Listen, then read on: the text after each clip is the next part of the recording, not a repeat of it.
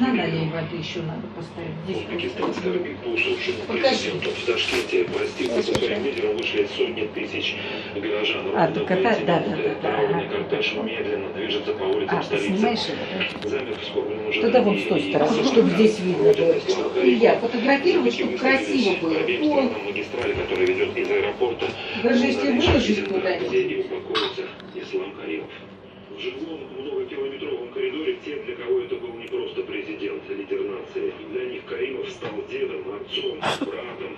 Ради безопасности, чтобы освободить улицы для проезда кортежа, милиция даже освободила центр города от автотранспорта. Но и это не помогло. Народу вышло столько, что кортежу пришлось замедлить ход. График траурных мероприятий из-за этого пришлось сдвинуть. Так что в Самарканде большой кот, да, появилась на 2 часа позже запланированного времени. Так, кисудека, мочалка, может быть, где-то вот тут надо найти новые мочалочки.